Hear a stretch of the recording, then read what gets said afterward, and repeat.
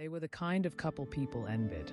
Dr. Clara Harris and her husband David weren't just married. They were magnetic. Wealthy, educated, and successful, they seemed to have everything. A thriving dental practice, beautiful children, a dream home in the pristine suburbs of Friendswood, Texas. Clara had a soft elegance about her, while David carried himself with the confidence of a man who'd won at life. Together, they were polished perfection. But the truth? It was messier than anyone could have imagined. She was born in Colombia, raised on hard work and high hopes. She came to America determined to build something big, and she did. Her drive was unmatched, and she poured that fire into becoming a respected dentist. David was her fairy tale ending. He was handsome, established, and grounded.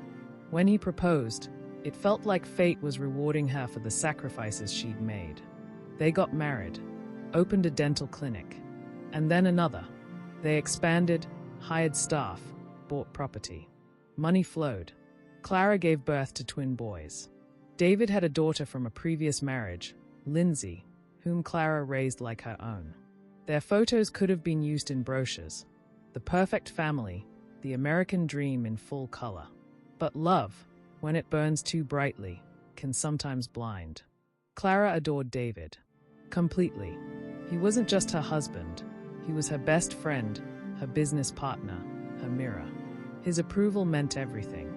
And when she looked at their life, the family dinners, the charity events, the weekends at the country club, she thought she had it all. Until the shadows began to creep in. It started small. Missed dinners, longer hours at work, a new cologne she hadn't bought him. Little things that shouldn't have meant anything, until they did. Clara wasn't naive. She noticed. She asked questions. And when the answers came too quickly, too perfectly rehearsed, she knew. Her gut told her the truth before David ever did. One evening, when she confronted him, David finally admitted it. Yes, there was another woman. Her name was Gail Bridges, a receptionist at their dental office. It had been going on for months. Clara's world tilted. She couldn't breathe. But instead of screaming or throwing him out, she did something many women do when they are desperate not to lose everything they've built. She forgave him. David promised it was over, that he would break it off, that it meant nothing. Clara believed him, or wanted to. She threw herself into saving their marriage.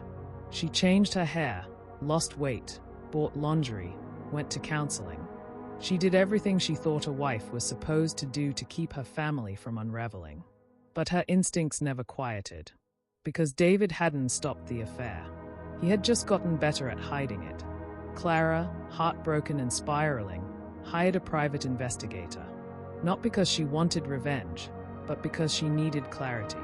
The truth, she believed, would set her free, or at least give her back some control. On July 24, 2002, Clara got the call she'd been dreading. David and Gail were at the Hilton Hotel in Nassau Bay. The PI had followed them. They had checked in. Clara didn't scream. She didn't cry. She got in her car, and she brought Lindsay, her stepdaughter, with her. Maybe she thought it would keep her grounded. Maybe she needed someone to see with their own eyes what betrayal looked like. Or maybe, deep down, she didn't trust herself to be alone. She drove to the hotel in her silver Mercedes-Benz, her fingers clenched tight on the steering wheel, her heart thudding like war drums in her chest. As she entered the lobby, heels clicking against polished floors, the air around her seemed to freeze.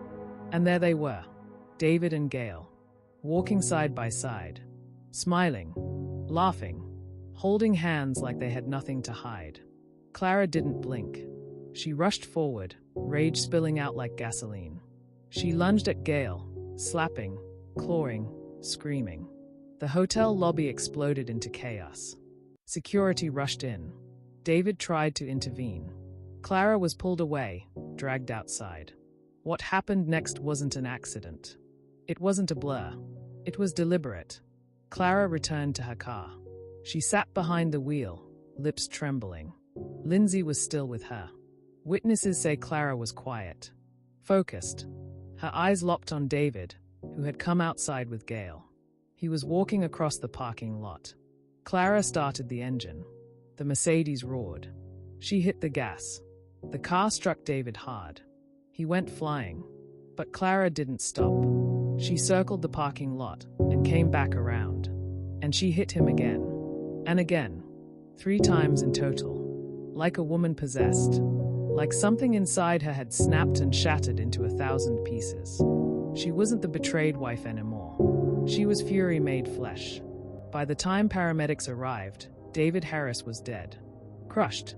Bleeding beneath the very car he once bought for the woman he vowed to love forever. Clara didn't flee. She sat in the driver's seat, shaking.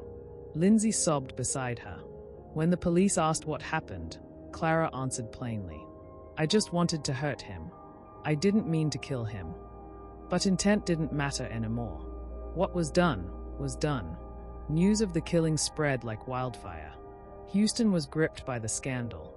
A respected dentist. A mother. A woman scorned. A husband run over 3 times in broad daylight by his own wife. The perfect couple, now headline material. The media called it a crime of passion. But the prosecution called it murder. At trial, Clara's defense team argued she was distraught. That she wasn't in her right mind. That it was an emotional collapse, not a calculated act. They painted a picture of a woman driven mad by betrayal, humiliated beyond repair, desperately trying to hold on to a life slipping through her fingers. But the prosecution had a star witness, Lindsay. Clara's stepdaughter. The girl who had loved her and watched her kill her father. Lindsay testified that Clara didn't just snap. She aimed. She accelerated. She made a conscious decision to keep going, again and again. Her words hung heavy in the courtroom. Her voice breaking, but her memory clear. There was also surveillance footage, damning, clear, inescapable. Clara circling the lot. Clara hitting David. Clara pressing forward when the world was begging her to stop. On February 14, 2003, Valentine's Day, Clara Harris was convicted of murder. She was sentenced to 20 years in prison. She served 15. In 2018, she walked out of prison a free woman. But not really. The world had moved on. Her children were grown.